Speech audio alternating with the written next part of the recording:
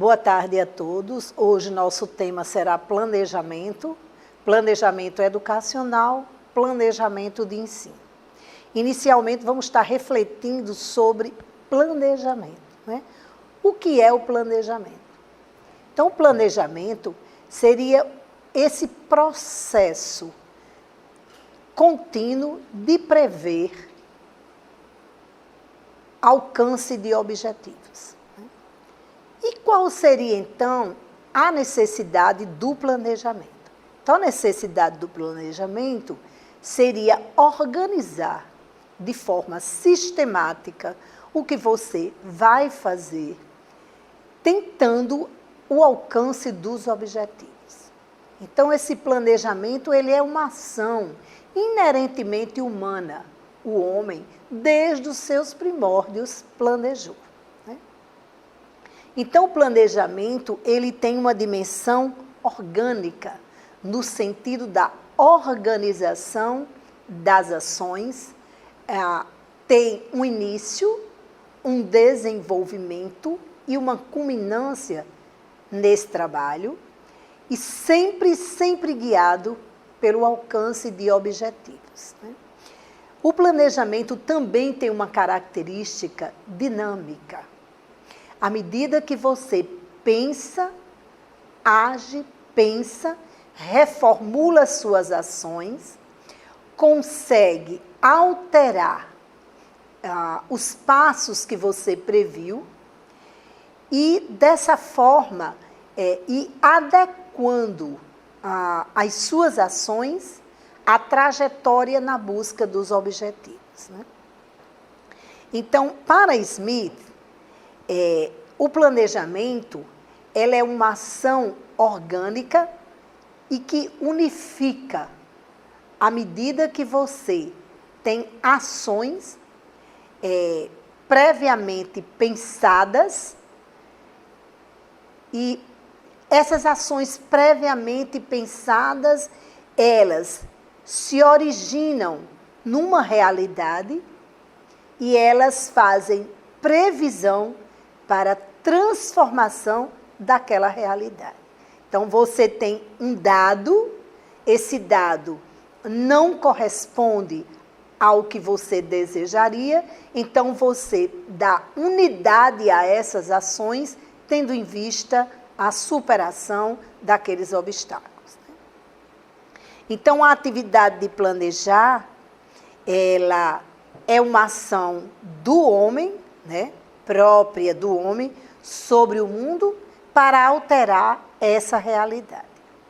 Então, a gente tem tanto Smith, que trabalha com essa concepção de planejamento, como Vasconcelos e o próprio Libânio, que é o texto que a gente mais utilizou para a discussão do planejamento da escola e do planejamento de ensino. Quais seriam, então, os objetivos do planejamento? Organizar e dar unidade à ação. Ora, na hora que eu tenho um percurso a ser trilhado para o alcance de objetivos, eu preciso dar ordem a essas ações e eu preciso dar unidade ao objetivo que guia essas ações. Então, eu preciso pensar, esta ação terá começo, desenvolvimento, que é o processo vivido, e a sua finalização. Então, um dos objetivos do planejamento é organizar e dar unidade a essas ações. Economizar esforços, tendo em vista que você previamente pensa sobre essa realidade, já tem definido os objetivos que quer alcançar e, com isso, você poderá ter controle sobre essas ações.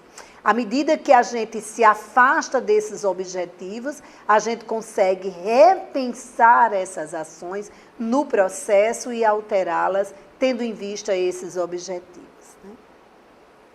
Também você vai conseguir sistematizar as influências. À medida que um elemento interfere nesse processo, de desenvolvimento das ações, você reflete sobre essas influências e você retoma na perspectiva da reorganização desse processo.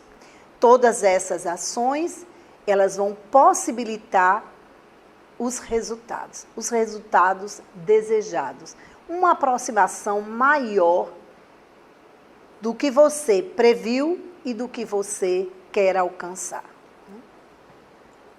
Uma outra perspectiva dentro dos objetivos do planejamento é que ela é uma ação humana e, portanto, sendo humana, ela é intencional, ou seja, previamente você reflete sobre o que deseja fazer e esse pensamento vai ser sempre guiado por um julgamento de valor das suas ações e dos objetivos que lhe dirigem.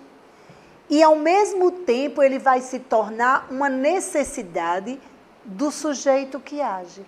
Por quê? Porque ele organiza o meu fazer, ele economiza os meus esforços, ele me permite sistematizar as minhas ações e as manifestações e desdobramento dessas ações, e ele pode provocar mais certeza nesses resultados, né? Então, todo planejamento gira em torno de objetivos. Então, ele é uma necessidade para o alcance de objetivos. E ele também requer um plano de ação. Aquilo que eu documento de todo esse processo de reflexão, ação, e que vai me guiando durante o desenvolvimento desse planejamento. Então, é importante pensar o planejamento não como um ritual burocrático, é obrigado planejar, é necessário fazer, mas como uma necessidade do professor, daquele que vai desenvolver as ações. Então, qual seria, na perspectiva do planejamento educacional, qual seria a relação dos professores, dos técnicos, dos pedagogos, dos licenciados de uma maneira geral, em relação ao planejamento, né? Então, o planejamento, ele vai estar sendo objetivado pela previsão, organização e avaliação. Então, eu penso que vou desenvolver determinadas ações, eu organizo os passos dessas ações e, ao mesmo tempo, eu vou fazendo um julgamento de valor dessas ações em relação aos objetivos. Então, os professores, através do processo de planejamento, principalmente os professores mais novos que estão iniciando suas carreiras, eles adquirem mais segurança e facilidade de acompanhamento do seu trabalho, à medida que esse planejamento passa a ser uma necessidade dele, né? Além do mais, esse processo de planejamento na relação com o fazer do professor, ele permite uma sintonia entre o que eu estou fazendo e os objetivos que foram definidos, né? Então, nesses objetivos vão estar implícitos as necessidades e possibilidades daquela comunidade, da escola, dos educandos e dos próprios professores, né? Também o planejamento vai permitir o conhecimento da realidade, do contexto dessa ação deste profissional, né? E não só no sentido de conhecer essa realidade, no âmbito das relações sociais, mas de conhecer também os saberes e a cultura dessa comunidade com a qual ele vai trabalhar, né? E sempre o planejamento, ele tem uma característica marcante, que é essa de orientar as novas ações em busca desses objetivos. Então, ele está sempre guiando a ação do professor. Quais seriam, então, os passos do planejamento, né?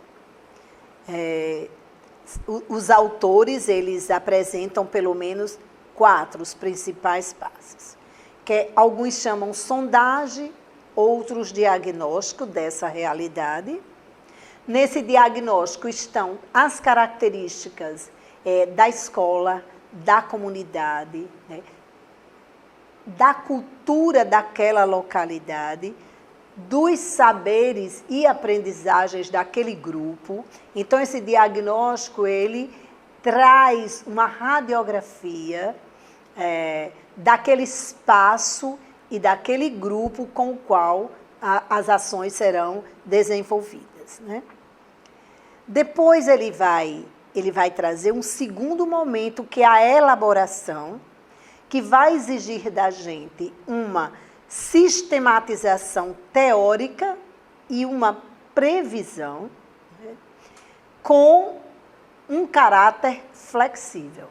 Ou seja, eu vou planejar esta aula partindo da fala dos sujeitos com os quais eu vou trabalhar.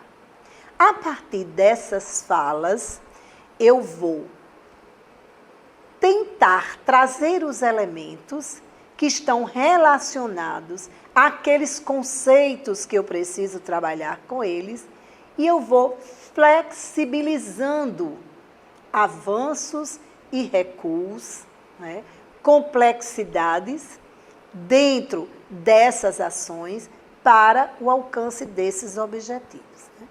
Então, quando você organiza essas ações, o fato de você querer partir dos conhecimentos que esse sujeito já tem, este princípio organizativo se respalda numa concepção de aprendizagem e de ensino. Então, o planejamento está intimamente relacionado a essas concepções de homem, de sociedade, de escola, de projeto pedagógico, de ensino, de aprendizagem, né? Ele vai estar sempre se relacionando e se ancorando nesses princípios. O outro passo seria o da execução, o momento onde essas ações agora se corporificam nas atividades e nas tarefas que os professores desenvolvem com os seus grupos, não é? Com os seus estudantes, na escola, na comunidade e nos espaços educativos, né? Então, nessa execução, ele vai estar percebendo os desdobramentos dessas ações, as respostas dos envolvidos, as circunstâncias daquele ambiente e outros fenômenos que se materializam no desenvolvimento das ações planejadas, né? E a avaliação, não é? Que é o acompanhamento de todos esses passos, verificando em que medida essas ações conduzem à proximidade com aqueles objetivos que estavam previamente definidos.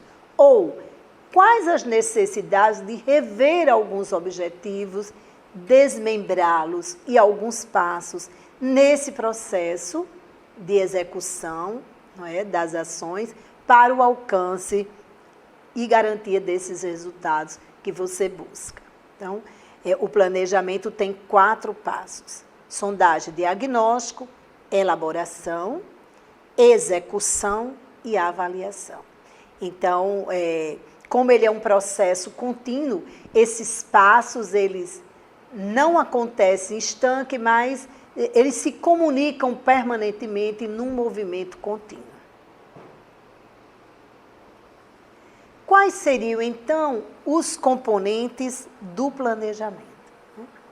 Então, o planejamento, ele é um instrumento, né, de organização do trabalho docente, se constitui uma necessidade, ou deveria se constituir, e ele vai estar trabalhando como elementos constitutivos do objeto de estudo da didática, que é o ensino. Então, quais são os componentes que estão presentes no processo de planejamento que compõem esse objeto de estudo da didática, ou ensino? Então, os objetivos, os conteúdos, as estratégias ou linhas de ação, a avaliação.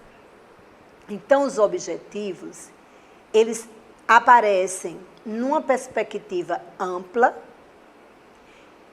e numa perspectiva específica, né? Na perspectiva ampla, tanto ele pode estar relacionado nos projetos pedagógicos, como nos planos de trabalho dos professores. Então, esses objetivos mais amplos, eles dizem respeito ao que você pretende alcançar na trajetória dentro daquele campo que você está definindo. Qual será o resultado de todo esse trabalho? Os objetivos específicos vão dizer respeito àquelas habilidades que você pretende desenvolver com os seus alunos para o alcance daquele objetivo mais amplo. Quando a gente diz que num projeto político-pedagógico de uma escola, um dos objetivos amplos é formar sujeitos críticos e criativos, a gente vai trazer para os objetivos específicos essa capacidade da observação, essa habilidade de compreensão, de análise, de síntese, de descrição. Por quê? Porque vai ser o exercício cotidiano dessas habilidades que vai conduzir a esse objetivo mais amplo. Assim sendo, em torno dos objetivos gravita toda a ação docente. Então, nossa ação docente é pedagógica e política à medida que você intencionalmente define objetivos e busca alcançá-los. Um outro componente do planejamento são os conteúdos. Os conteúdos, eles se constituem nas pedagogias dinâmicas, construtivas, apoiadas nas teorias socio-interacionistas, como meios para se atingir os objetivos de aprendizagem propostos. Então, esses conteúdos, no dizer de Libânio e de Zabala, se compõem de dimensões, né? A dimensão conceitual, a dimensão procedimental e a dimensão atitudinal. Então, esses conteúdos, eles são meios para o desenvolvimento dessas habilidades, não é? E para o alcance dos objetivos mais amplos. Esses conteúdos, como meios para atingir os objetivos, necessitam de um outro componente do planejamento, que seriam as estratégias ou linhas de ações. Que percursos iremos trilhar? Que recursos iremos usar? Quanto tempo teremos? Quais materiais didáticos serão necessários? Que tarefas iremos executar? E quais os resultados que a gente vai sistematizar nesse processo? E aí, um outro componente que vai estar presente no processo de planejamento é a avaliação. Essa avaliação começa desde o diagnóstico, da definição dos objetivos, da seleção de conteúdos, da escolha das estratégias, e aí ele vai fazendo esse processo de avaliação, vai se constituindo um julgamento de valor sobre os dados relevantes dessa realidade do processo de ensino e aprendizagem, né? Então, Lucchesi diz que a avaliação, ela se diferencia do exame por essa característica processual, dinâmica, includente, porque ela vai permitir que o sujeito que não aprendeu possa aprender sendo reorientado para esse fim, né? Reelaborando o seu próprio conhecimento, né? Então, os componentes do planejamento são objetivos, conteúdos, estratégias e avaliação.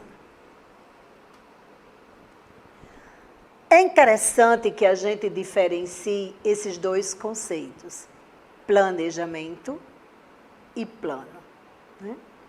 Então, o planejamento seria esse processo permanente de ação, reflexão, ação, e ele vai exigir pelo menos 2 subprocessos: elaboração e realização participativa, né? Então, vou estar pensando, discutindo, agindo, retomando, avaliando. Esse é o processo. O plano, ele expressa certo momento do processo. Esse plano, ele é provisório também.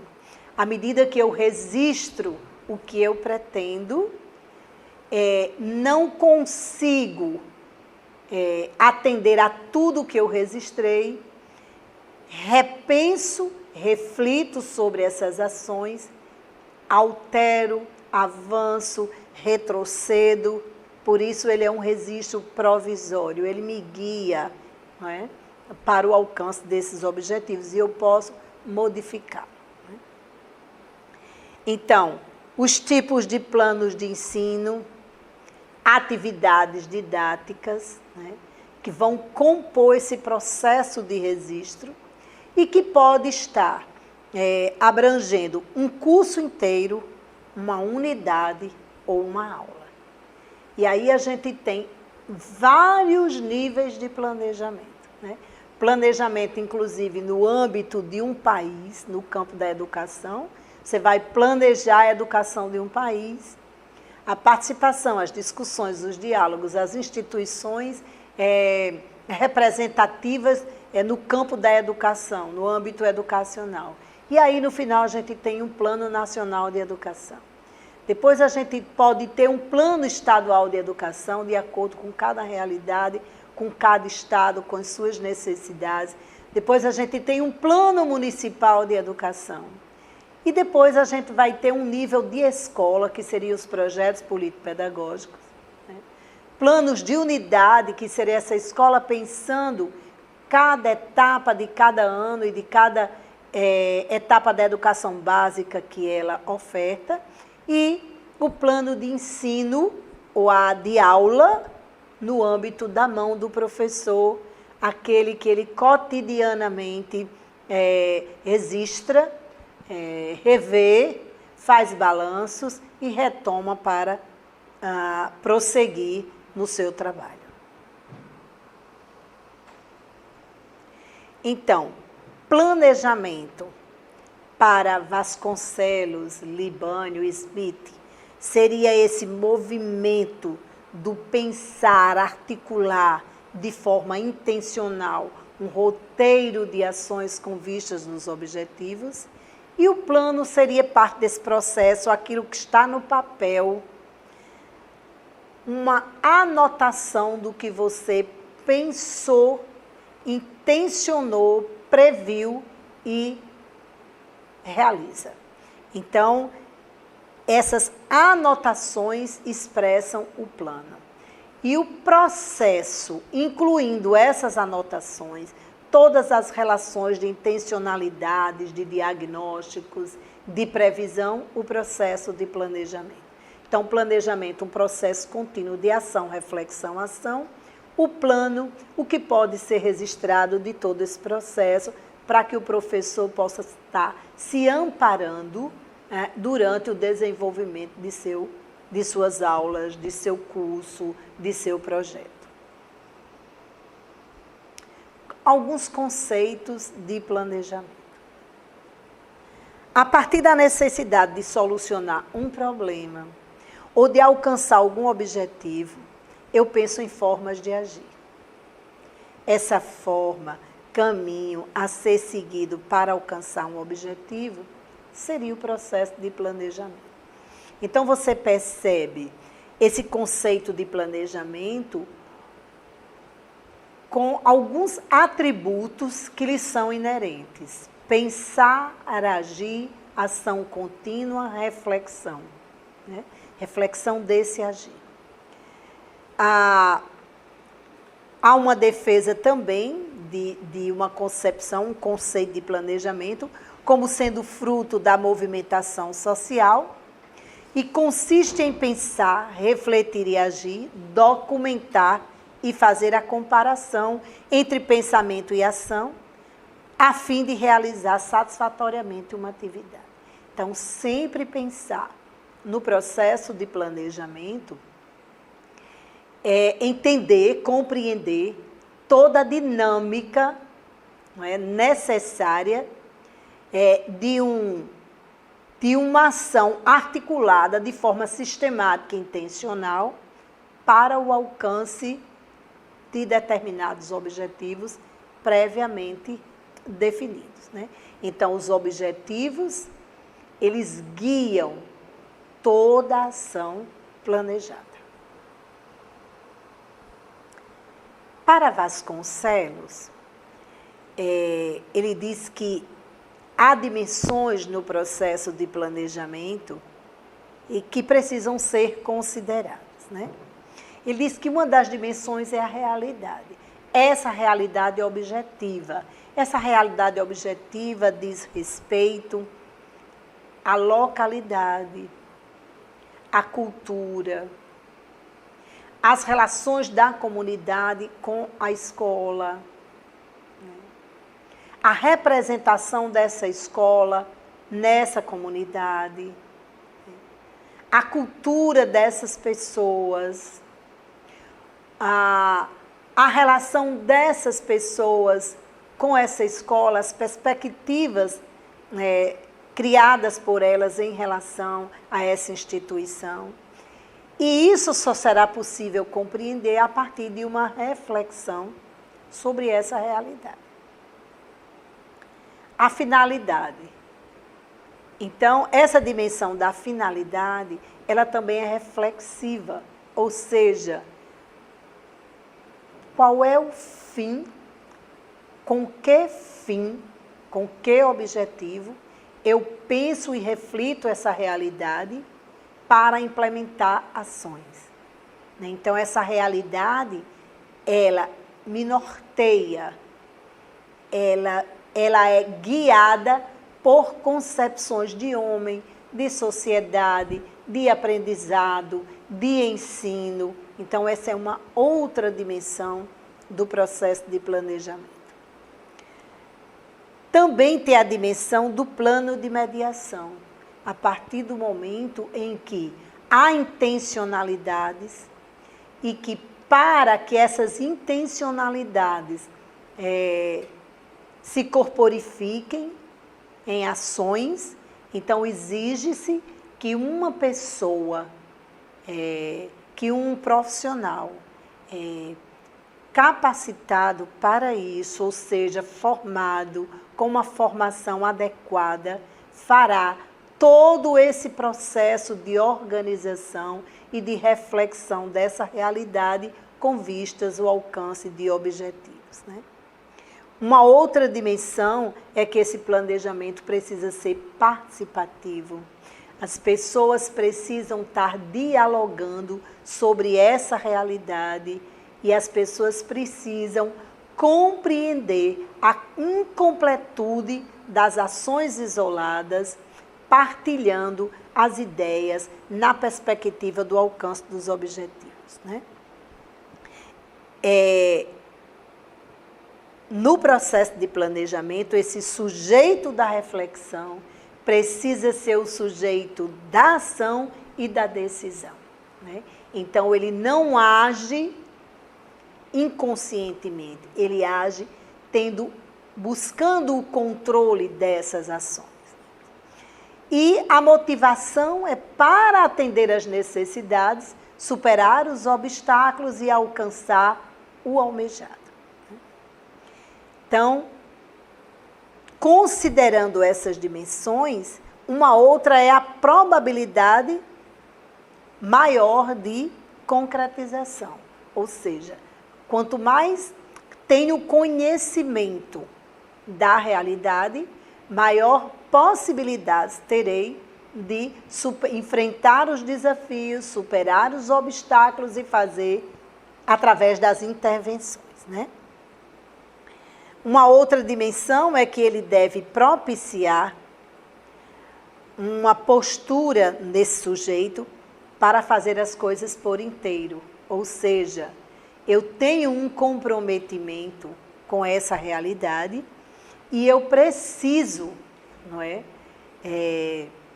superar os desafios que são postos na perspectiva da reconstrução desses saberes, desses conhecimentos e no alcance desses objetivos, né? O crescimento dialético da autonomia, à medida que você partilha essas ideias, vai fortalecendo o grupo e também vai se fortalecendo essa capacidade criadora de intervenção, de retomada desse processo, né? E essas dimensões do planejamento para Vasconcelos, né, Celso Vasconcelos, ele vai dizer que em todas essas dimensões, o mais forte, o que se privilegia, é o processo e não apenas o que está registrado naquele plano, não só o documento escrito. Quais seriam, então, os níveis de planejamento, né? A gente pode ter planejamento do sistema educacional, né? Um planejamento numa dimensão maior, que aí a gente teria o Plano Nacional de Educação, os planos estaduais e municipais, numa perspectiva mais ampla, né? Num projeto de país, de estado e de município. A gente teria o planejamento da escola, que aí a gente poderia ter o projeto político-pedagógico como elemento motivador, né, desse trabalho, e o elemento orientador. A gente poderia ter dentro desse planejamento da escola o planejamento curricular, que contemplaria, a partir dos documentos oficiais da legislação, quais os conteúdos que essa escola consideraria como importante no seu projeto. Esse planejamento curricular também pode acontecer num nível mais amplo.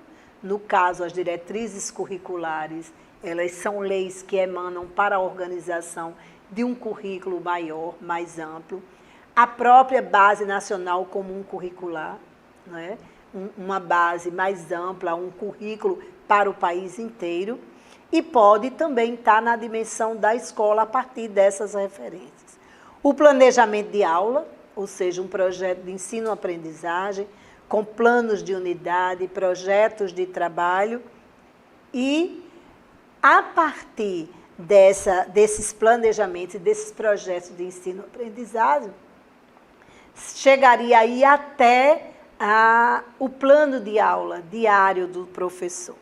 Projetos de trabalho que poderiam envolver outros campos conceituais, uma perspectiva interdisciplinar que poderia estar acontecendo dentro da própria escola, mediados pela Secretaria de Educação no espaço das escolas, e o planejamento setorial, que poderia estar, nesse sentido, contemplando setores da escola, setores da secretaria, que seriam planejamentos mais voltados para o apoio ao trabalho das escolas e ao trabalho da própria secretaria. E aí você contemplaria um setor. Então, nessa perspectiva, se percebe que há uma diversidade, não é, de planejamentos, que vão desde o macro a um micro mais amplo, que seria no estado e no município. Há uma dimensão de escola, como projeto político-pedagógico, e como uma ação do professor, dos professores, ao pensar o seu campo conceitual, o trabalho que ele vai desenvolver na perspectiva do desenvolvimento das capacidades desses alunos, né? Então, a gente vai ter níveis, diferentes níveis e diversidades de planejamento. E aí a gente pode trazer um nível mais próximo do professor, não é? Que é o planejamento de ensino, que está intimamente articulado a todos esses outros níveis de planejamento e também há concepções de planejamento, que historicamente o planejamento de ensino atravessa 3 fases, né? Uma fase chamada mais da fase prática, onde todas as ações eram pensadas a partir do seu fazer, do fazer muito mais empírico, muito mais da experiência. Uma etapa mais avançada, que vai tomar por base um conhecimento mais técnico, mais científico, que aí a gente já estaria com influência das teorias no campo do controle da organização das ações, e um planejamento pós-década de 80, que é o planejamento mais reflexivo, mais participativo. Então, a gente está discutindo, então, o planejamento de ensino, que é esse planejamento mais próximo das ações docentes, mas nem por isso está desarticulado das demais dimensões de planejamento, né? Da dimensão do plano nacional, da dimensão curricular em âmbito nacional, do projeto da escola. Então, o que o professor planeja está em cadeia e em relação íntima com todos esses outros planejamentos, né? Então, a gente começa aqui com uma reflexão.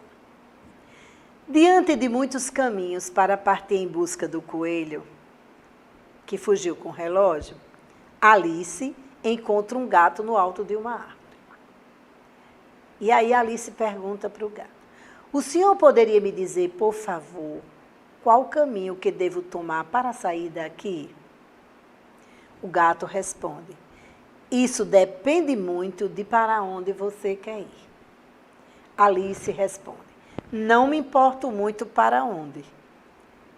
O gato retruca: então, não importa o caminho que você escolha.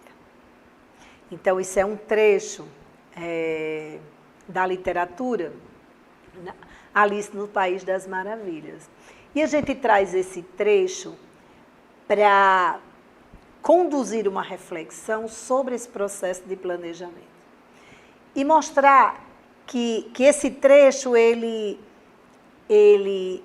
explicita muito da relação entre o planejamento e os objetivos, entre a trajetória das ações e os objetivos, né?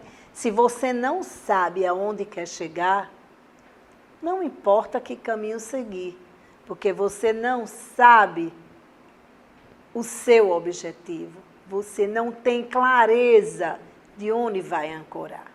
Então, essa reflexão, ela vai também suscitar em nós a compreensão de que o planejamento precisa ser compreendido não como ritual burocrático de anotações sem relações, mas como uma necessidade de conhecer. E a partir desse conhecimento da realidade, com maior segurança e com maiores possibilidades, chegar ao seu objetivo final. Ou seja, alcançar mudanças entre o diagnóstico primeiro e o que você definiu como ponto de chegada. Então, todo planejamento possibilita a organização e a condução das atividades mais complexas da vida humana. A condução do processo de ensino-aprendizagem não pode prescindir de planejamento.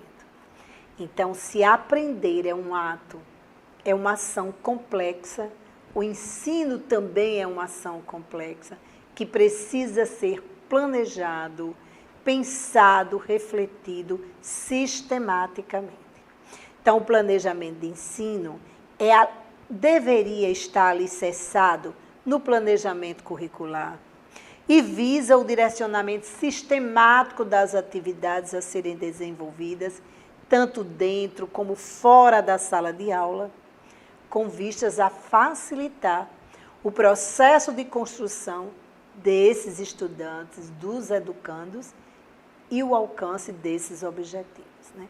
Ou seja, eu tenho um ponto de partida, né, e eu tenho um ponto de chegada. Entre o ponto de partida e o ponto de chegada, que ações eu preciso desenvolver sistematicamente, refletindo, analisando, intervindo para que o resultado dessa ação seja favorável para quem ensina e para quem aprende. Dois aspectos importantes do planejamento. O planejamento enquanto processo, ou seja, ele é um movimento contínuo de ação, reflexão, ação, bem como a execução e sua avaliação. Então, são dois aspectos importantíssimos. Nem só pensar sem documentar e acompanhar, nem só documentar sem refletir e acompanhar. Então, o fato de ter registrado um plano excepcional, se não há clareza da sua execução, nem dos objetivos a serem alcançados, nem a avaliação julgando a proximidade com o que eu quero alcançar dos resultados obtidos, então, esse processo de planejamento não favoreceu o alcance desses objetivos. Então, o processo de planejamento, ele precisa considerar não só o pensamento, as reflexões, mas a execução e uma reflexão permanente sobre os recursos, os resultados, as manifestações dos estudantes, do professor. Então, ele precisa ter esse acompanhamento. De acordo com Libânio, né, os requisitos a serem considerados no planejamento escolar, e mais especificamente de uma unidade, ou seja, aquele planejamento que está na mão do professor, são os objetivos e tarefas de uma escola democrática, as exigências dos planos e programas oficiais, as condições prévias de aprendizagem e os princípios e condições de transmissão e assimilação ativa. Então, vamos lá. Quais seriam os objetivos e tarefas da escola democrática? Seria que essa escola cumprisse o seu papel social. E qual seria o papel social desta escola? Ensinar e aprender. Seria possibilitar esses sujeitos, não é, a construção de um pensamento generalizante, a capacidade de compreensão da sua realidade e a capacidade de enxergar na sua realidade objetiva a superação desses obstáculos, né? Então, a tarefa da escola democrática é democratizar esse saber, fazer com que o maior número de pessoas tenha acesso a esse conhecimento que a escola trabalha, que a escola sistematiza. Um outro requisito é considerar as exigências dos planos e programas oficiais. No nosso caso, a gente tem, na organização da escola, uma lei de diretriz e base da educação, que nos orienta os aspectos legais, organizativos, né, dessa escola e desses processos de ensino-aprendizado. Nós temos diretrizes curriculares, né? Nós temos a diretriz curricular de 2010, foram diretrizes curriculares para a educação básica, atualizadas em 2013, e nós tivemos, que já trazia no seu texto a possibilidade de uma base nacional comum curricular. Nós temos esta base, nós temos legislação complementar, como o Estatuto da Criança e do Adolescente, que também contribuem com a organização do trabalho pedagógico da escola, e os programas e planos oficiais restritos às secretarias de educação de cada localidade e a própria escola, o seu projeto político-pedagógico. Então, tudo isso precisa ser considerado no processo de planejamento. As condições prévias para a aprendizagem, como está o nosso grupo, que saberes já conseguem demonstrar, quais são os elementos culturais presentes naquela comunidade, quais são as relações que essa comunidade estabelece com esse ambiente educativo e os princípios e condições para a transmissão e assimilação, né? A partir desse conhecimento da realidade, como o professor pode definir, pode planejar as suas ações para desenvolver as atividades de ensino e aprendizado. Especificamente no planejamento de ensino, também denominado de unidades didáticas, essas unidades didáticas, elas podem ter uma definição e delimitação de tempo a depender de como a escola se organiza. Eu posso ter unidades didáticas referentes a uma quinzena, a um mês, a um bimestre, a um trimestre, onde eu vou estar trabalhando os conceitos articulados dentro daquelas áreas do conhecimento e, a partir daí, organizando as aulas, organizando as metodologias, os recursos que eu vou utilizar e todos os instrumentos de trabalho, né? Então, para Libânio, diz que nesse planejamento a gente precisa considerar alguns componentes. E ele vai dizer que componentes são esses, discriminando, especificando cada um desses componentes. Diz que uma das coisas importantes, né, é que esse plano precisa ter uma identificação. Ou seja, eu preciso saber de que escola é, qual é a série, qual é o ano, qual é o turno, que turma é, quem é o professor e qual é o campo ou disciplina que aquele professor está trabalhando, né? Precisa de uma justificativa desse plano, porque a escola vai trabalhar esse conhecimento, esses conceitos, porque o professor vai trabalhar, e que isso precisa estar contemplado no projeto político-pedagógico da escola. Então, esse planejamento de unidade está articulado àqueles documentos oficiais, dentre eles o projeto político-pedagógico da escola. Então, para o professor planejar, ele precisa se voltar para esses planos mais amplos, para, a partir dali, ele situar as suas condições de transmissão e assimilação desses conteúdos, né? Ter definido objetivos gerais, que são os objetivos mais amplos, aqueles que a gente almeja alcançar no final da unidade, no final do semestre, no final do bimestre, no final do ano, né? E os objetivos específicos na área e específicos na relação daquele objetivo mais geral, né? Então, são aqueles objetivos em que você consegue acompanhar o desenvolvimento dos alunos na perspectiva do alcance desses objetivos. São aqueles objetivos em que o aluno é capaz de manifestar na operacionalização das tarefas, né? A delimitação dos conteúdos que atenda a esses objetivos, que conceitos, que áreas serão convocadas, né? Sempre guiados por uma grande temática e dela as subtemáticas, articulando aos outros campos de conhecimento, né? Então, eu vou estar planejando atividades no campo da história, mas, ao mesmo tempo, eu estou fazendo ponte com a construção do espaço geográfico, com as noções de tempo, né? Com as noções de orientação.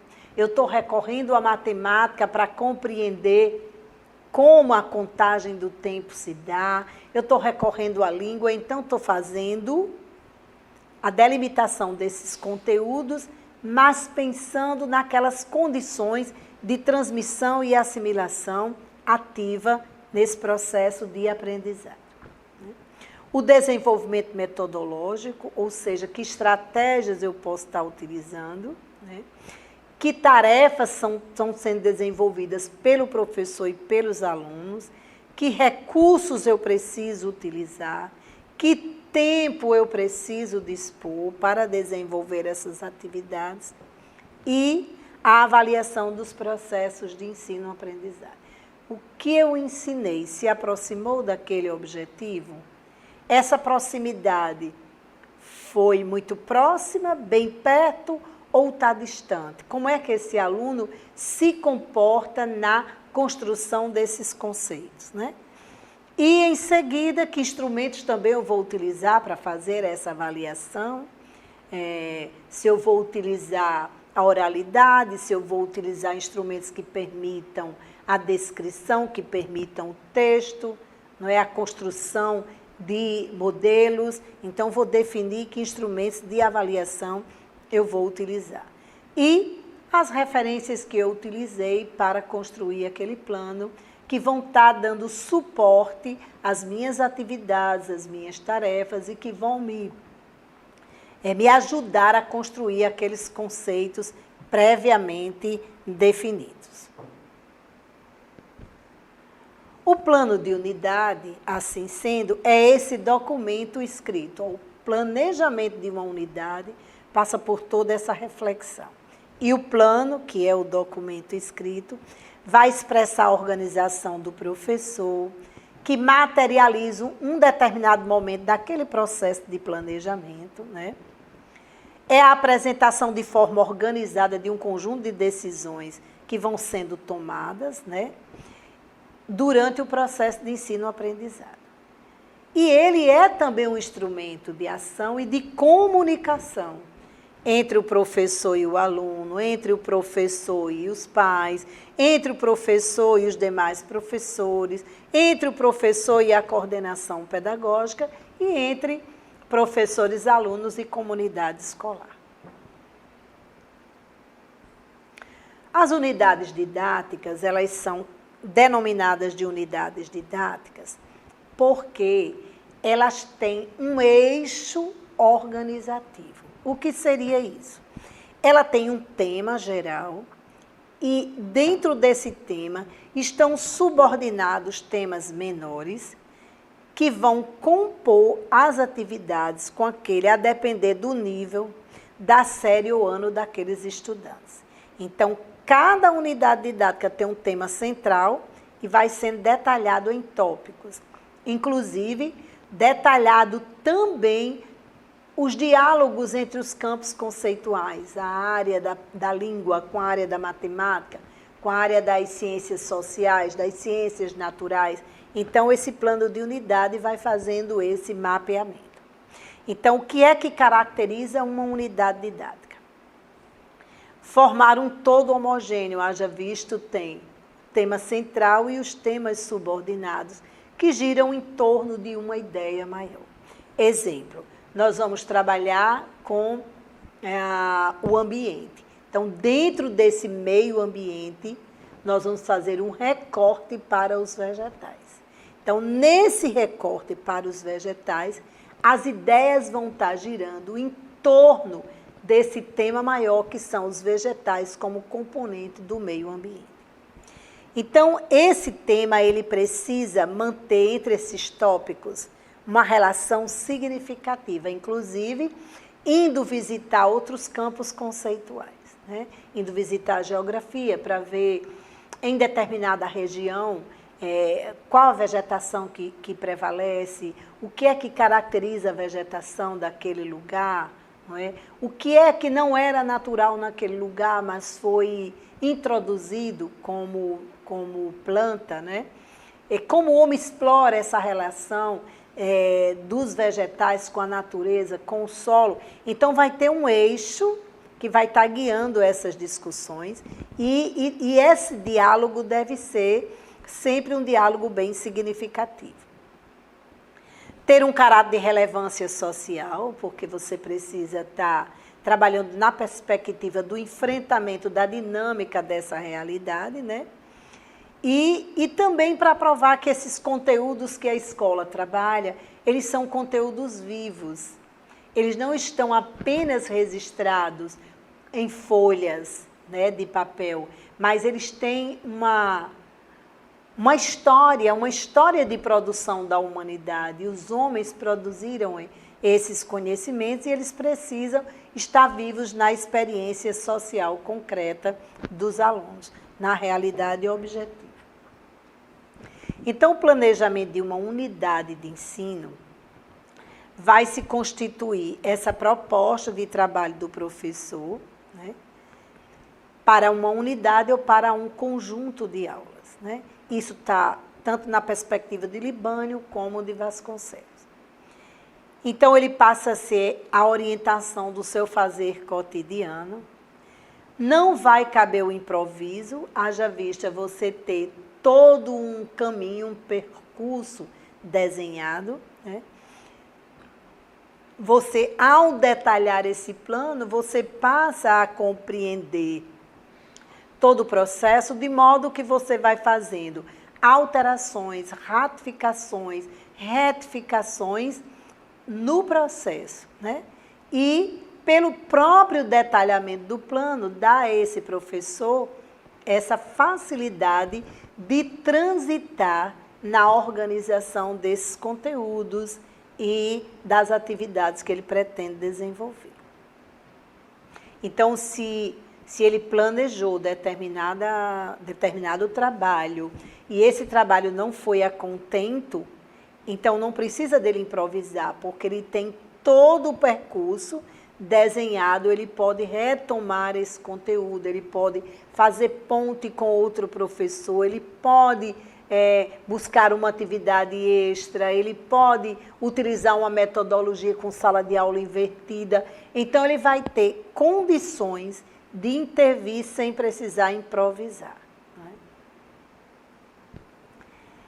Então, ele deve ser feito, esse plano de unidade, antes de mais nada, segundo Libânio, como uma necessidade do professor. E não como uma punição, um castigo meramente burocrático. Ele não tem essa finalidade, né? E ele vai estar sempre considerando, né,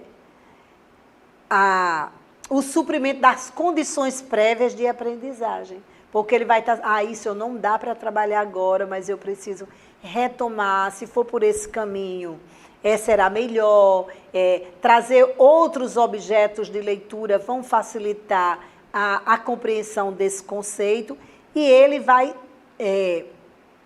retomando no processo aquilo que estava sendo definido. Deve estar articulado com o plano mais geral da escola, da própria disciplina e do PPP. É importante que o planejamento do professor ele esteja sempre ligado a esse projeto maior da escola. Por quê? Porque se há objetivos que guiam e essa escola tem uma identidade organizativa e tem um projeto de formação desses sujeitos, então os componentes curriculares vão ter que andar antenados com esses objetivos do projeto pedagógico da escola. Quais seriam, então, os elementos constituintes do plano de unidade? Essa defesa por Vasconcelos, Mazeto, Libânio também traz esses elementos, né? Então, o plano de unidade terá que trazer identificação, assunto, qual é o tema que vai reger aquela unidade, justificativa, objetivo, conteúdo, metodologia, estratégias, tempo, recursos, avaliação, tarefa, observações e a bibliografia ou referências. O que seria, então, a identificação? A identificação, como a própria palavra expressa, né, vai identificar aquele plano. Discriminar Se é disciplina, qual é a atividade a que ela se refere. Quais as condições básicas em que será realizada, para quais e ou quantas turmas, e quem é o professor responsável e a carga horária e assim por diante. O turno, o ano, o número de alunos, se quiser, turma segundo B, tarde, 23 alunos, para que essa descrição identifique a turma com a qual o professor trabalha ou as turmas com as quais ele trabalha. O assunto, a indicação da temática a ser trabalhada em sala de aula. Qual é a temática que ele vai trabalhar durante essa unidade temática? Vamos dizer que essa unidade tenha 15 dias.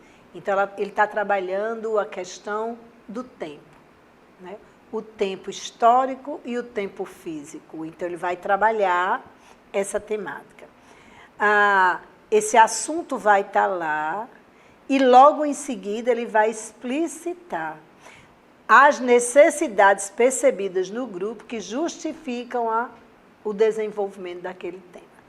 Tanto no aspecto da necessidade de aprendizado, como da relação desse conhecimento com as experiências e os conhecimentos prévios desses estudantes.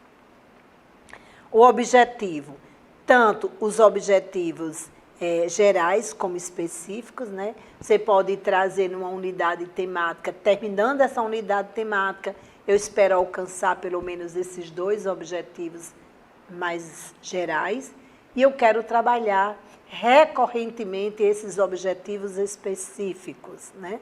Que eu quero que esse aluno aprenda, exercite, proceda sobre esses conhecimentos durante essa unidade temática. Os conteúdos, né? Todos os conceitos e subconceitos que estejam articulando para a compreensão daquele tema. Então, se eu vou trabalhar com vegetais, eu vou trabalhar com características dos vegetais, ambiente dos vegetais, eu vou trabalhar com a descrição aparente desses vegetais, com a nomenclatura popular, com a nomenclatura científica. Isso seria, então, o conteúdo naquelas 3 dimensões: conceituais, procedimentais e atitudinais. Então, essa dimensão conceitual estaria ligado aos princípios, normas e leis gerais que explicitam um determinado objeto do conhecimento, né? A dimensão procedimental seria a ação desses alunos sobre esse objeto do conhecimento. Como eles vão se debruçar sobre esse objeto do conhecimento para aprendê-lo. Que ações esses alunos precisam desenvolver trabalhando com esse objeto do conhecimento. E a dimensão atitudinal, que seria a síntese da construção desses sujeitos a partir de um olhar, da reconstrução desse olhar e do pensamento deles e da concepção deles sobre o objeto estudado. Então, o conteúdo é compreendido nessa perspectiva.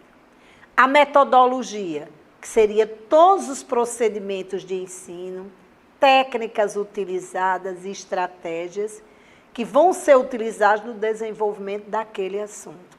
Ida ao laboratório, pesquisa, debate, observação direta, projeção de filmes e tantas outras coisas mais. Criação de modelos, produção de vídeos e tudo o que o professor precisar fazer para que aqueles conceitos sejam realmente apreendidos pelos alunos, pelos estudantes. O tempo, a gente precisa de uma previsão, não é? De quanto tempo a gente vai necessitar para desenvolver aquela unidade temática. E é sempre uma estimativa esse tempo, que ele pode ser ampliado ou antecipado, né, ou até reduzido, a partir do desenvolvimento do trabalho. Que recursos a gente vai precisar utilizar, né? se é texto, que material, material didático, se vai precisar de instrumentos, né, de uso de instrumentos técnicos. Então, tudo isso precisa estar claramente definido no plano de unidade. A avaliação, que o que você vai utilizar, que instrumentos vai utilizar e que critérios pretende utilizar para avaliar. Não é? Então, os instrumentos dizem respeito aos materiais que você vai utilizar para avaliar. E aí esses instrumentos variam da prova ao relatório, ao seminário, a um texto, você vai utilizar uma diversidade, a própria oralidade, né? Seriam os instrumentos. E os critérios? Os critérios, eles guiariam o julgamento de valor que você vai fazer sobre os dados da realidade apresentado pelos alunos. O que ele falou corresponde, aproxima do conceito que eu estou trabalhando com ele. Então, essa fala vai ser um critério de avaliação, essa capacidade explicativa, essa organização lógica, a argumentação do aluno. Então, esses critérios vão estar guiando o julgamento de valor dos professores, né? As tarefas, que são as indicações de atividades que vão ser feitas dentro da sala e fora da sala, né? E devem estar relacionadas aos trabalhos que serão desenvolvidos nas sequências de aula. Então, tem que estar claro quantas tarefas, quem vai fazer, onde vai fazer, serão individuais ou grupais, e aí você vai ter que estar organizando.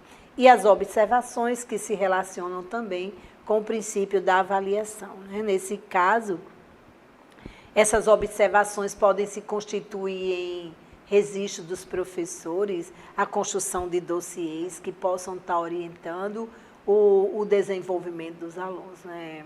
Um exemplo assim bem prático desses registros e dessas observações eu faço ainda hoje com os alunos também da graduação e da pós.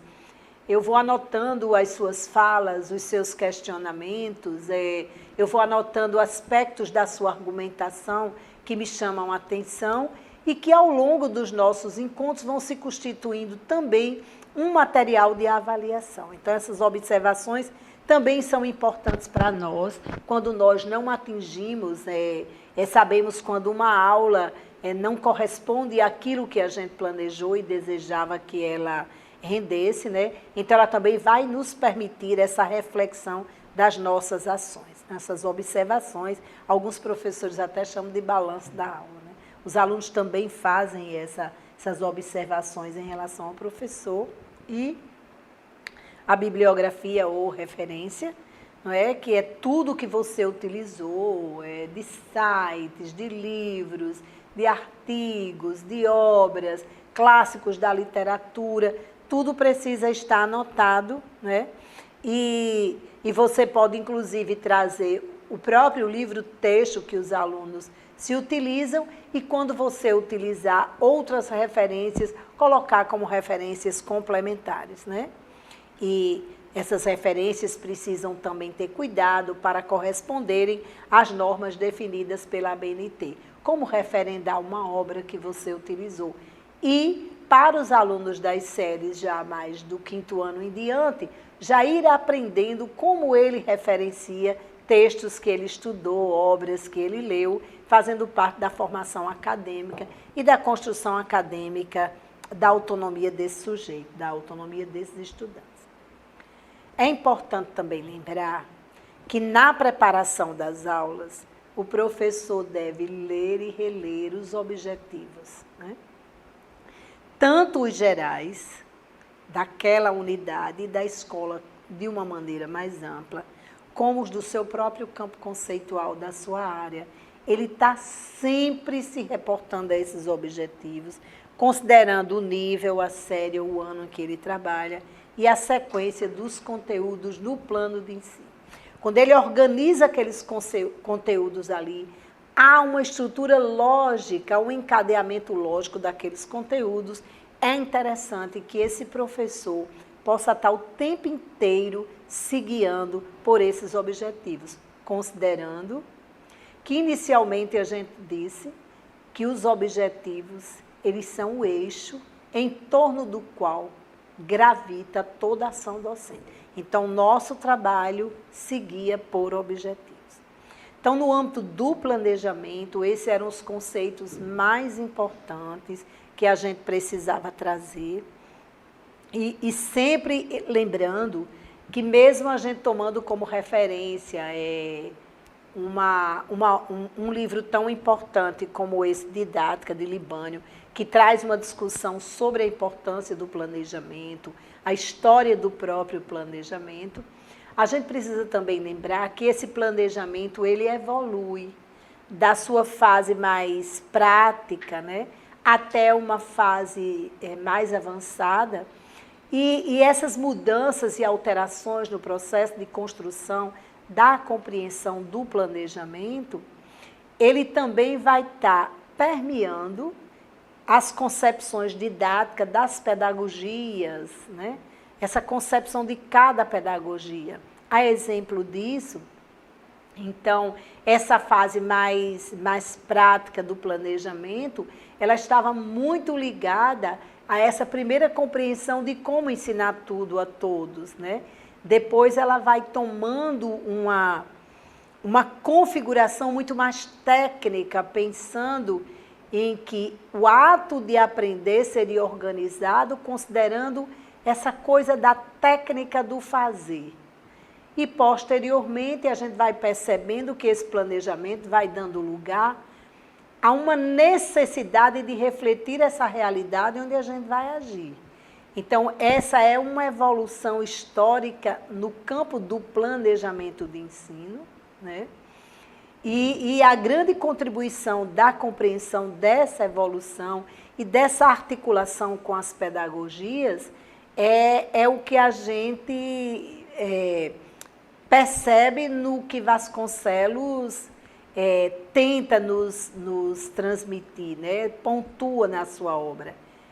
Sair de uma concepção de planejamento voltada para um ritual burocrático, uma dimensão muito técnica de documentar atos, para uma dimensão participativa, reflexiva, e que essa ação do planejar se constitua praxis desse sujeito que planeja, que executa e que avalia. Então, nós vamos ter agora algumas questões, não é? Inerentes a esse conteúdo do planejamento, que a gente vai discutir, e ao mesmo tempo nós vamos estar retomando na própria questão os aspectos ligados à resolução das questões. Então, a gente está trazendo aqui algumas questões, não é, para ilustrar e para que vocês percebam como essas questões podem estar postas na prova. Então, a gente trouxe de outras bancas e trouxe também da banca responsável pelo concurso, a OCP.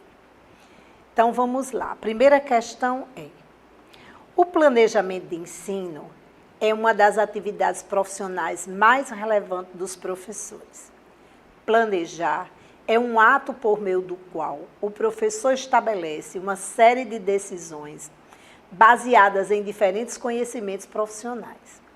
Dessa forma, no planejamento de ensino, alternativa A, o plano de aula tradicional está fundamentado no conceito de zona de desenvolvimento próximo como condição indispensável para se assimilar os novos conteúdos. B, os conteúdos conceituais são planejados com independência dos conteúdos procedimentais e dos atitudinais. C, os planos de aula são elaborados como documentos fechados e complexos que não devem ser modificados de um ano para outro. D, os objetivos determinam a estrutura e o desenvolvimento do planejamento das atividades de ensino. Então, para essa questão, qual seria a resposta correta? Seria a letra D. Voltemos à aula, a nossa explicação. Os objetivos são o eixo em torno dos quais gravitam toda a ação docente. Então, é pelos objetivos que se orienta o processo de planejamento. Agora vamos explicar por que não seria A. Na alternativa A, diz que o plano de aula tradicional está fundamentado no conceito de zona de desenvolvimento proximal. Então, o conceito de zona de desenvolvimento proximal é um conceito da abordagem socio-interacionista de Vygotsky. Então, essa abordagem, ela se situa no âmbito das pedagogias progressistas e não da pedagogia tradicional.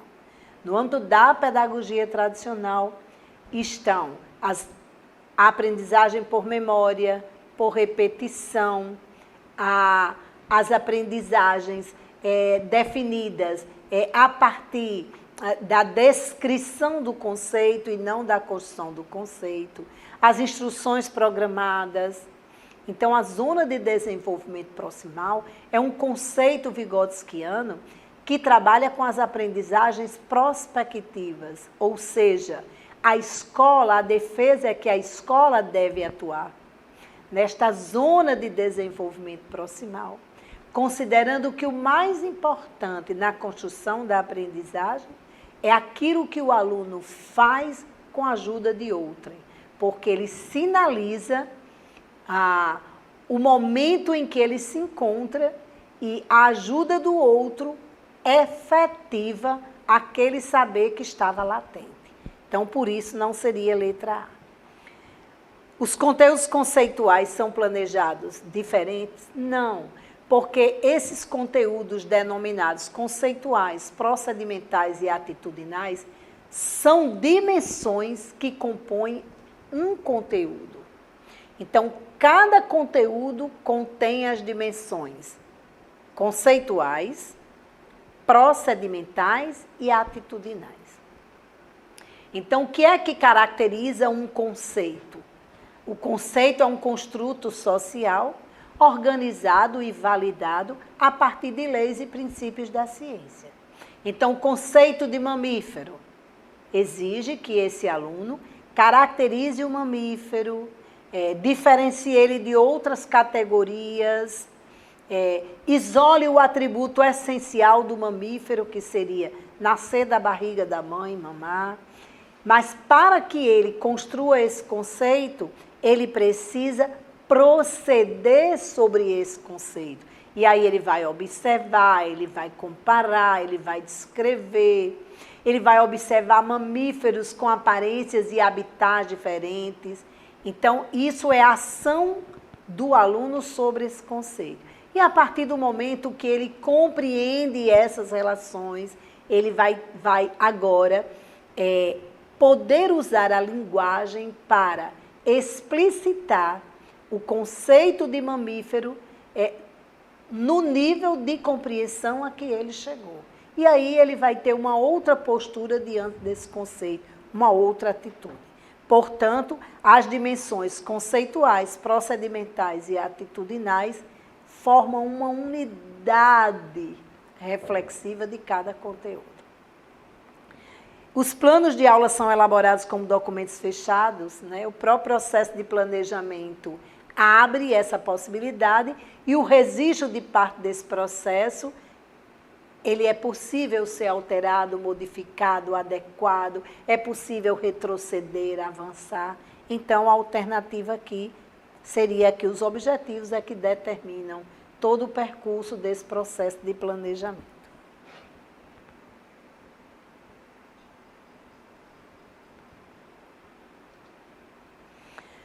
Questão 2. Ao planejar suas aulas, uma professora decide organizar os conteúdos de um determinado tema e avaliá-los de forma processual. Nesse sentido, estabelece 4 decisões explicitadas a seguir: avaliar e outorgar pontuação a todas as atividades realizadas pelos estudantes durante a aprendizagem como questão de destaque. 2. Segunda decisão: com os resultados das aprendizagens durante o processo, fornecer as ajudas necessárias aos estudantes. 3.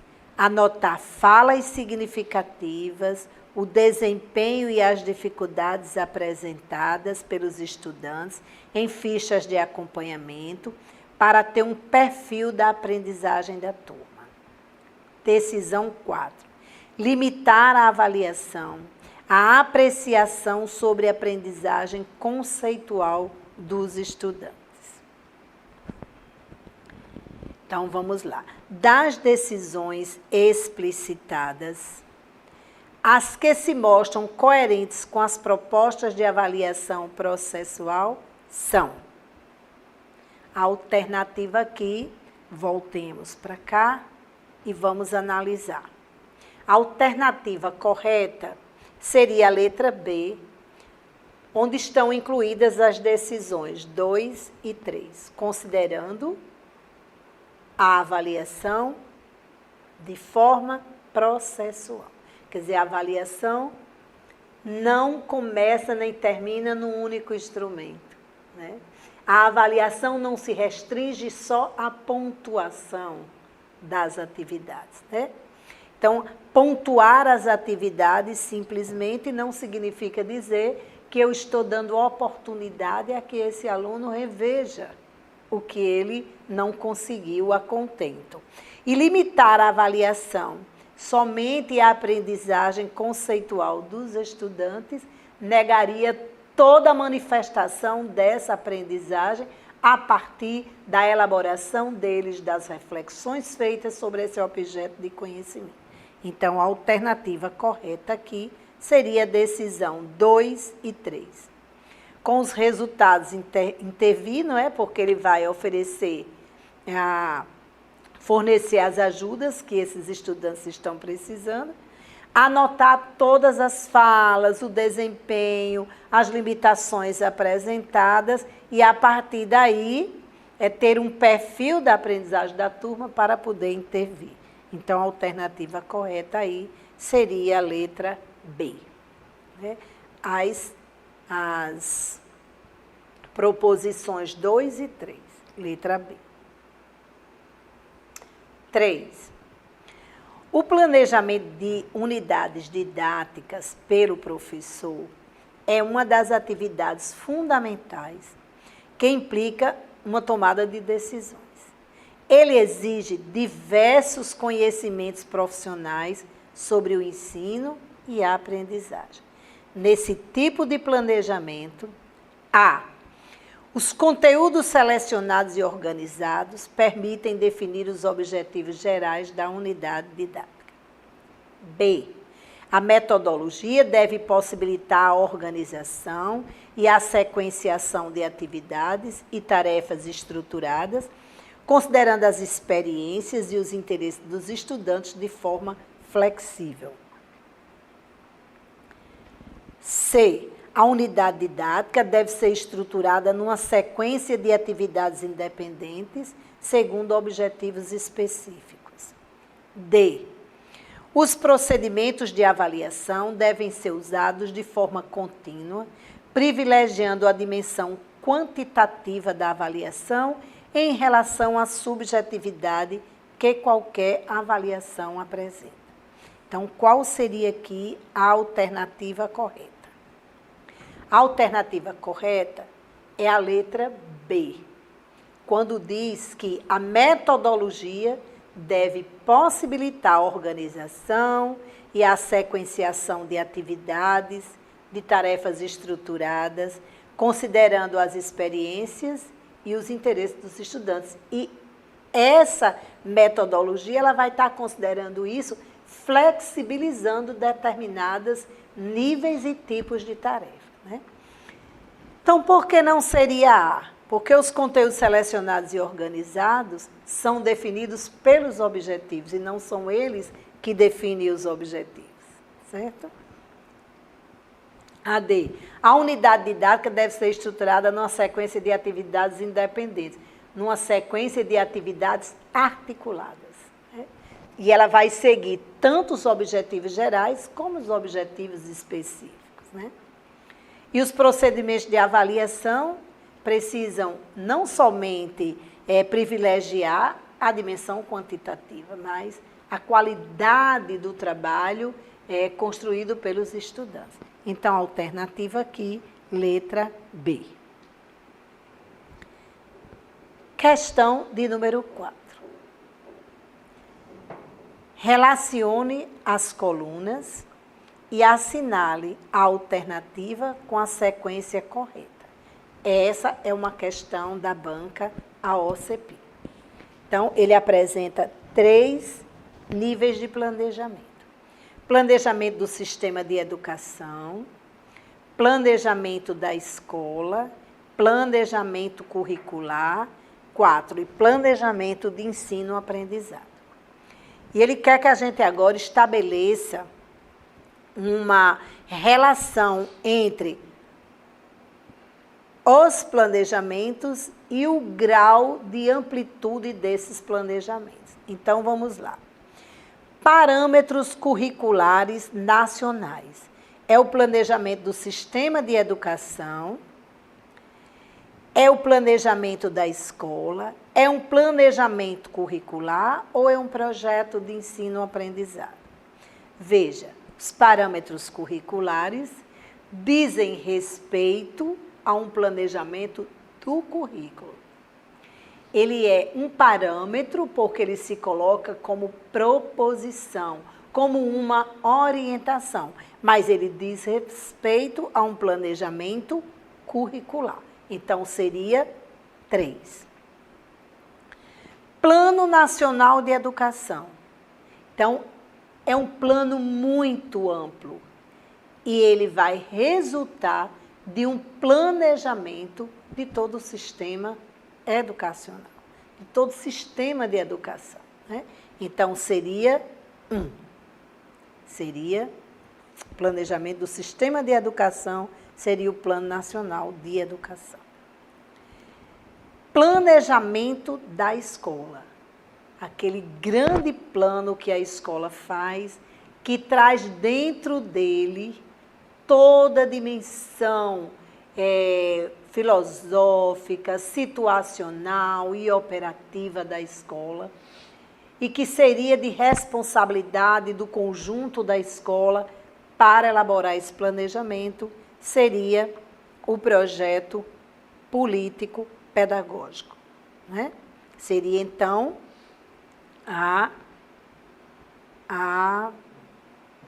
projeto político pedagógico seria o planejamento da escola, né? E nós teríamos agora o plano de aula, que seria o projeto de ensino-aprendizado. Então, ficaria aqui. Parâmetros curriculares seria 3. Plano Nacional de Educação seria 1. Plano de aula seria 4. E projeto político pedagógico seria 2. Então, a alternativa seria a letra A. Então, veja bem. Aquela discussão que nós tivemos na aula sobre os níveis de planejamento. Então, esse processo no campo da educação de pensar como organizar e como sistematizar e conduzir, esse processo de planejamento educacional ele pode se dar em vários níveis, né? No âmbito mais geral, mais amplo, planejamento do sistema educacional. E a gente resultaria num plano, num documento que seria o Plano Nacional de Educação. Nessa mesma linhagem, a gente poderia ter já uma discussão mais regional, mais a nível de Estado, que seriam os planos estaduais de educação, que ainda estaria numa dimensão ampla para aquele Estado, para aquela unidade federativa. E nós teríamos agora, também nessa mesma amplitude, né, reduzindo as localidades, os planos municipais de educação, que seriam planos mais abrangentes. Mas nós teríamos também um nível de planejamento que seria no nível das escolas, né, que seriam os seus projetos político-pedagógicos. Também teríamos planejamentos curriculares que poderiam estar no nível macro, no caso dos parâmetros curriculares, da BNCC, né, que são documentos que orientam a organização do currículo. E teríamos também um trabalho somente do professor, que seriam os planos de aula, os projetos de ensino-aprendizado. Então, alternativa A. Questão de número 5. Analise as assertivas e assinale a alternativa que aponta as corretas. O princípio norteador do planejamento, comprometido com uma educação emancipatória, compreende as seguintes dimensões. 1. Processo. Enquanto tal, essa dimensão se constrói e se desenvolve através de um sem número de pequenas ações no cotidiano educacional, não podendo ser adquirida de repente por um ato jurídico ou decreto. Então, o que é que esse princípio está dizendo? Que o planejamento, ele deve ser vivido processualmente. E que esse desenvolvimento processual, ele está muito mais ligado a um conjunto de inúmeras pequenas ações, não é? Que não pode ser instituído por um ato jurídico ou decreto. Ele se institui pela relação da necessidade de descrever as ações que vão acontecer na escola, que vão acontecer na sala de aula. Segundo, objetivo. Precisamente para poder ser caracterizado como participativo, um processo deve ter como propósito, como fim, a participação plena e restrita de todos os agentes desse processo. Então, o objetivo do planejamento é refletir coletivamente sobre a realidade objetiva, suas necessidades, possibilidades, desafios. Então, esse seria um princípio norteador do planejamento. Meio. O meio, como princípio do planejamento, constrói-se a participação, precisamente participando. Então, não tem como a participação ser decretada, mas ela precisa ser experimentada, vivenciada. Ela é, portanto, seu próprio método. Praxis. Se a participação é entendida como processo que os seres humanos constroem conscientemente, com o fito de alcançar como fim a participação plena, leia-se democracia real, então podemos entendê-la como uma prática cujo caráter é político. 5. Neutralidade. Visto que comporta em sua concepção e desenvolvimento um caráter mais técnico do que propriamente político. Então, quais desses princípios seriam coerentes com a compreensão do planejamento comprometido com a educação emancipatória? Quais dessas dimensões estariam coerentes e quais dimensões estariam contrárias a este princípio. Qual seria aqui a alternativa? Não, nessa questão, a alternativa correta seria a letra A. Então, a neutralidade, como parte de um princípio norteador do processo de planejamento como processo, é oposto. Não é? Então, você tem que se posicionar frente aos desafios, frente às possibilidades e, ao mesmo tempo, se comprometer. Então, estaria fora aí apenas a neutralidade. Então, estariam corretos o 1, o 2, o 3 e o 4. Então, assim, quando a gente está discutindo o processo de planejamento, tem atributos desse conceito de planejamento que não podem ser desprezados. A exemplo disso, a questão do conceito de participação. Não é participação não em estar presente, mas participação com comprometimento, né, assumindo o compromisso e partilhando das conquistas e também das fragilidades. Então, a participação é assumindo para si. Não é? Gadot tem uma expressão que diz assim, não se instituir, mas instituir-se enquanto participante. Então, algo que vai se construir, não é? Naquele processo, é um processo político mesmo de tomada de decisão. Então, essa questão da participação é um outro elemento importante nesse conceito de planejamento, é a questão do caráter político, da tomada de posição. Esse é outro elemento, o tempo inteiro no planejamento você está tomando posição, portanto, planejar é um ato político, porque você define, você traça rumos, né? E você procura avançar em relação àquela realidade diagnosticada.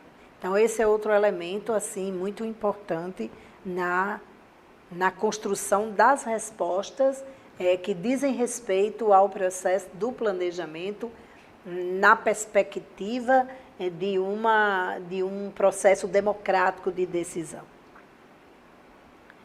6. Informe se é falso ou verdadeiro o que se afirma abaixo.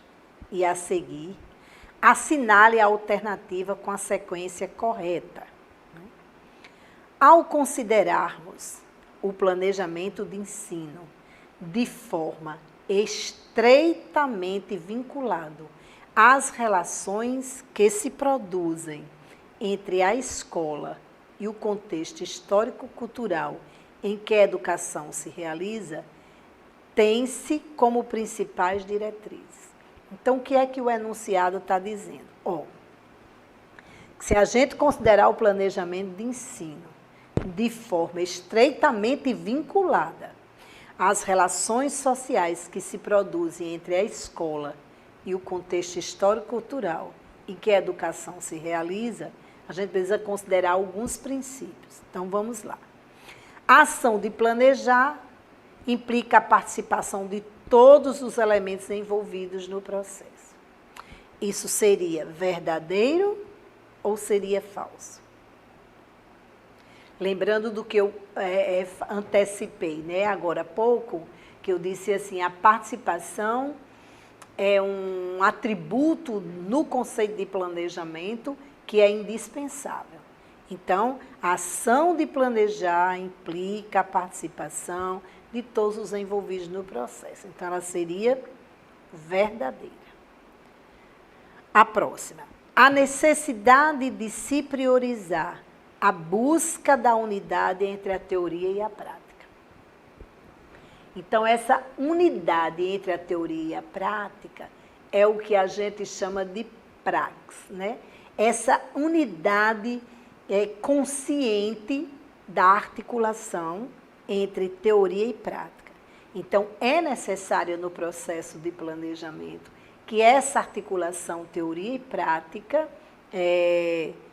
seja priorizada, né?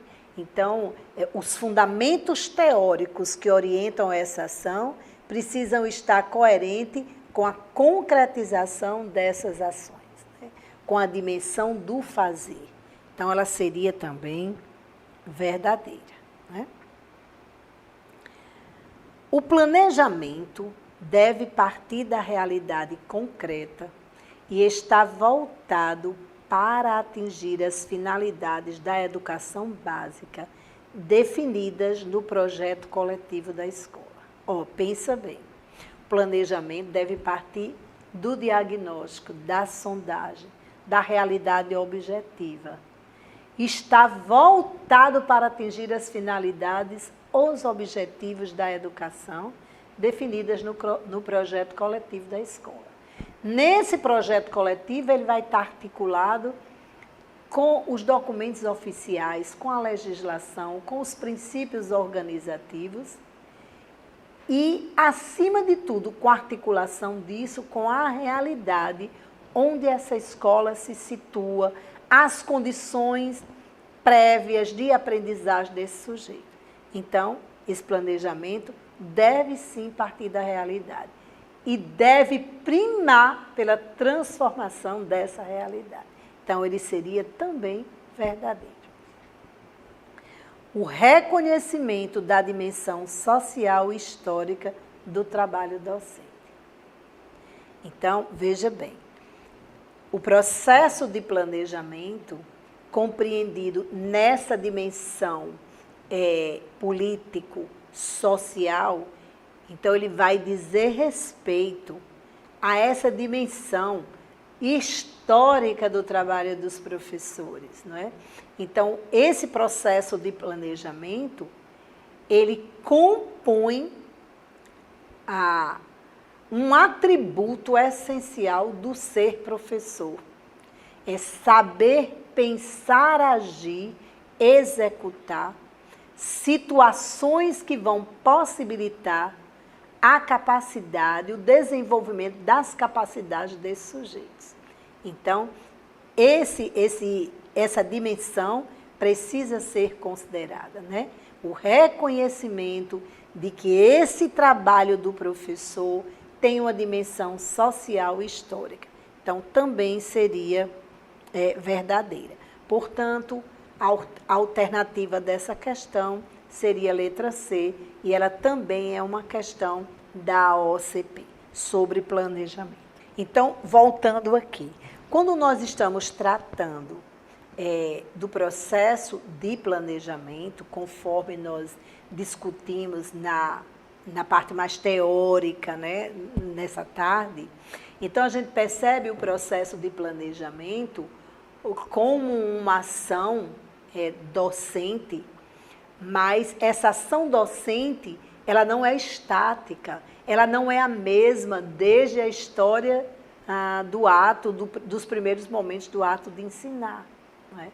Quando diz que o planejamento de ensino passa por 3 fases, você já tem aí uma dimensão social e histórica do processo de planejamento. Então, ele tem a ver também com a formação desses professores, né? Então, no nosso processo formativo, nós vivemos essas fases do planejamento, né? Nós vivemos uma fase muito mais ligada à prática, a procurar imitar alguém que foi nosso professor e que trabalhava as aulas dessa maneira ou daquela outra maneira. E depois nós vamos ter uma fase, e aqui no Brasil isso vai corresponder mais ou menos entre a década de 60, 70, até meados da década de 80, com uma força muito grande do processo de planejamento, como um instrumental, uma dimensão muito técnica. Isso estava atrelado a um momento da história da consolidação da indústria aqui no Brasil, não é? E de uma pedagogia que foi correspondente a esse momento, que é a pedagogia tecnicista, cuja psicologia que ampara a explicitação dos processos de aprendizagem é a psicologia da tecnologia comportamental, do behaviorismo, dos estímulos-respostas, do controle desses processos, né? Então, o processo de planejamento, ele vai evoluindo historicamente. E a gente consegue situar essas histórias do processo de planejamento dentro daquelas pedagogias, não é? Dentro do processo de compreensão de como essa pedagogia compreendia os processos de aprendizagem, de como essa pedagogia compreendia esse homem, esse professor, essa escola, esse conhecimento. Então, podemos perceber também que esse processo de planejamento, ele vai estar sempre guiado por concepções, por paradigmas explicativos da educação, dos sujeitos construtores do seu conhecimento. E aí você vai percebendo que o ato de planejar se carrega de dimensões sociais, políticas, históricas, né? O fato de eu estar planejando uma aula a partir de uma referência X e não de uma referência Y, significa dizer que há uma intencionalidade que eu estou tomando uma posição ali. Portanto, o planejamento não é somente dimensão técnica, é escolha, é desenho de percursos, né? É assumir um percurso a ser trilhado e, dentro desse percurso, organizar sistematicamente as ações para atingir os objetivos propostos, né? Uma outra questão também importante sobre o processo de planejamento, né, é no que diz respeito à organização dos conhecimentos, dos conteúdos que serão trabalhados. Então, a gente pode perceber que mesmo o conteúdo estando listado nas unidades didáticas dos livros que as escolas adotam, ou dos programas que as escolas articulam os seus projetos pedagógicos, você vê que aquele conteúdo se desenha naquela unidade, naquele registro, naquele livro, a partir das referências teóricas, metodológicas daquele autor, de como ele compreende a apreensão daquele conteúdo, a reconstrução daquele conteúdo. E o professor, ao se debruçar sobre esse livro, ele recria, né, significativamente aqueles conteúdos, aqueles conceitos, e ele dá vamos dizer, uma sequenciação das atividades, né, de forma coerente com os princípios teóricos que dão suporte ao seu trabalho.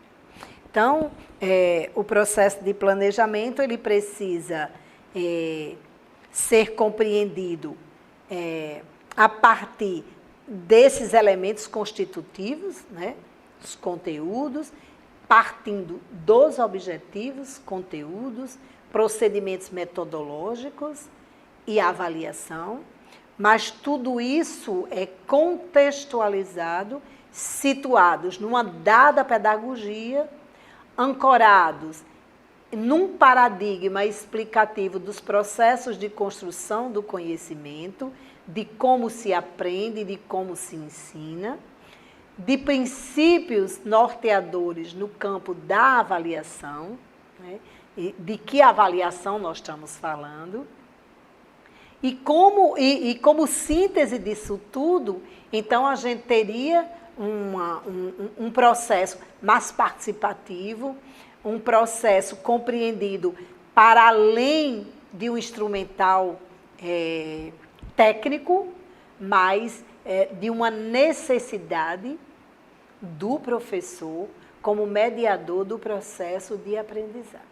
Então, desde pensar esse professor planejando ações no âmbito da escola, coordenando elaborando e avaliando o projeto político-pedagógico, assim tão bem definido lá na própria LDB, que é responsabilidade dos professores elaborarem os seus projetos, os projetos pedagógicos de suas escolas, né?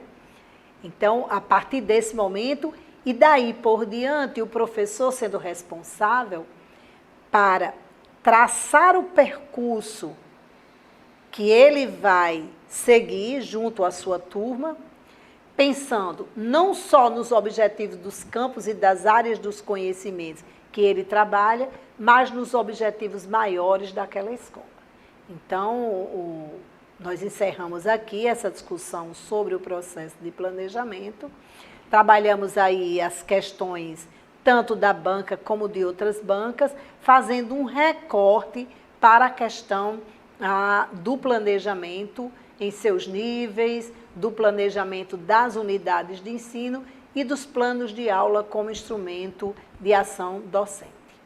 Muito obrigada, espero que vocês possam aprimorar os conhecimentos de vocês a partir das leituras, né?